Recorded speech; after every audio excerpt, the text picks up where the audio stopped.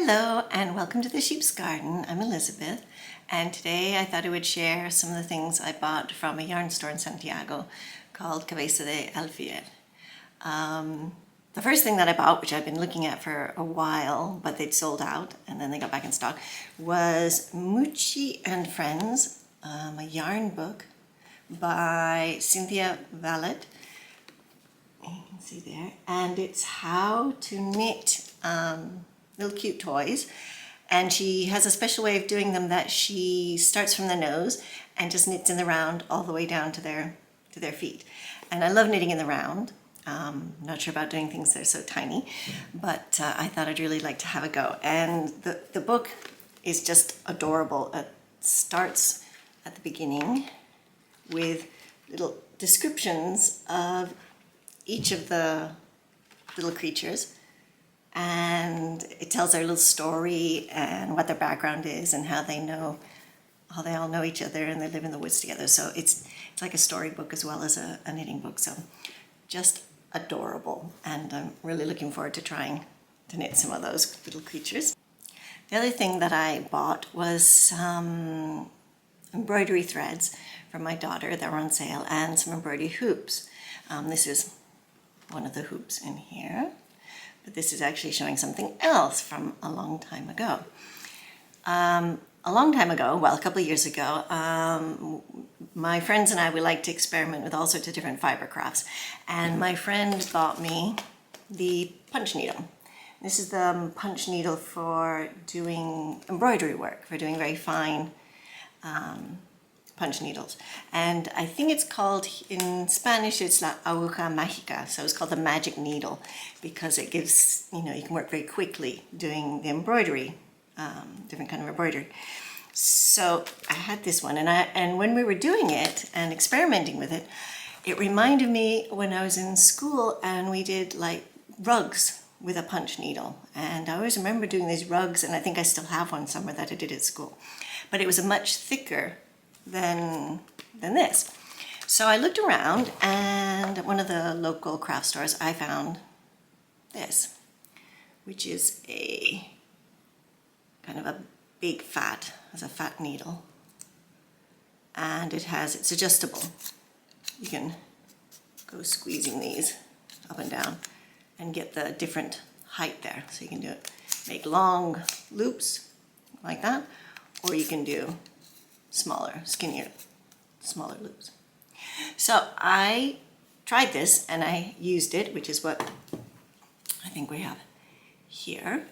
That was one of my attempts on this piece of burlap sack. And it worked, and I quite enjoyed it. But I found that when I was using this, as you're going through and punching, it would slip and jump. And I don't know if it's because it's, not a very good quality, but it would just keep kind of popping out.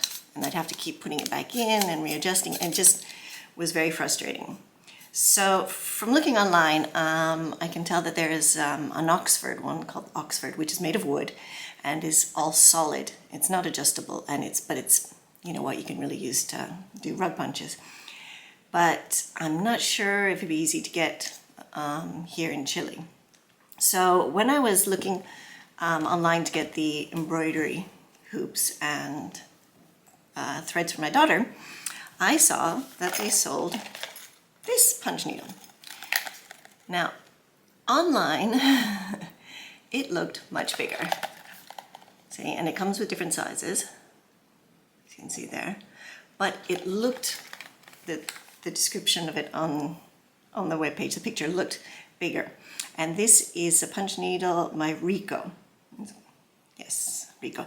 And it says a 2mm, a 3mm, and a 4.5mm needles.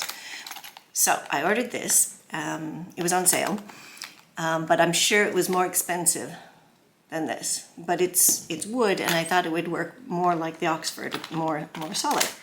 So if I open this up, it comes with the little threading wire that they all come with, and it has these little instructions, and then the actual pieces have the little wire threading the needles. And you can see the 3 punch needles that it comes with and the little wooden holder for them. So these come in, it says they're the sizes. Let's see how those look. These are the sizes 2 millimeter, 3 millimeter, and 4.5 millimeter. So that's them. And they are about the same length. The skinny one's a bit shorter. And the idea is these slide into a little screw here that comes undone. There. And you put these in like that. And you put it to the desired length you want. So if you want it long loops or if you want it skinny loops, and then you tighten that down and you're ready to punch. So in theory that looks pretty good, and it seems to hold that quite firmly. Oops, we're not getting very good. Yeah, there we go.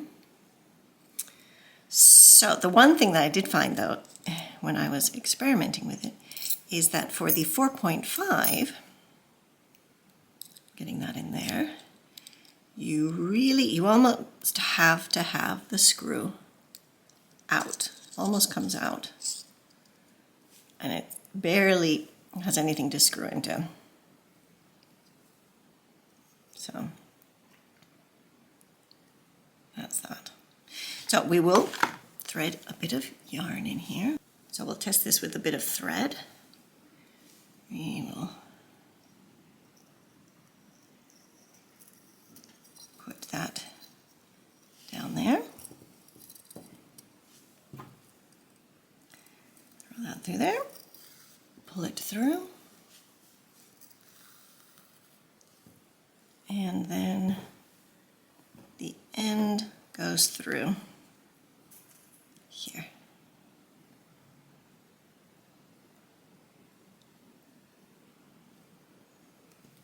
Like that. So I have this threaded and we will give it a little go. And there's lots of videos online on how to use these punch needles. One of the tips they say is that you should have a really good embroidery hoop or whatever it is that's going to hold your fabric, because the pressure of constantly pushing in and out is quite a lot. Oh, so there we go. I didn't have this screwed down tight enough because it just pushed it all the way through. So let's see if I can tighten this up. It's a very tiny little screw and not very easy to grip. So I don't know if I can actually do it with my fingers much tighter than that. So let's try again. That's a bit better. Oh, no, that is not good. Oh.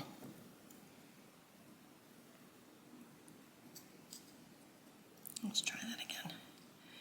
Maybe it needs to be done with like a little pliers or something.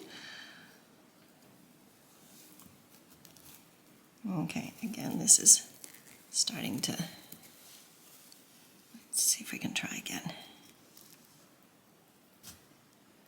Because I wouldn't have thought this fabric was too... I mean, my embroidery hoop is not holding this fabric very well. But you get the idea.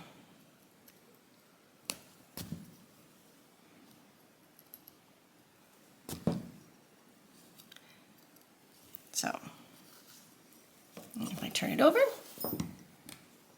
there are some little hoops. It's not focusing very well, but there you can see the hoops. So, not very great that it's sliding. See, there it is sliding again. The other problem I also saw with this is because it's wood here and I don't know if I can show you, but it's not very centered very well, and also it's not been finished very well. And my yarn was actually kind of snagging and on the kind of the splinters in the wood here.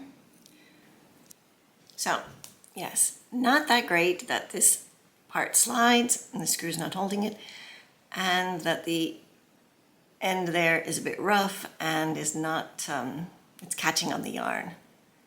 Yeah, that's not really great. So a bit disappointing that, considering it was more expensive than this one, it's not working that great with the thing slipping and everything. I'm guessing with these thinner ones, it'll grip better. I think it's because this one's so wide, it has so little of the screw to actually catch on it. I'm guessing with these it'll work better with the little skinny ones. But I kind of wanted this for doing thick yarns.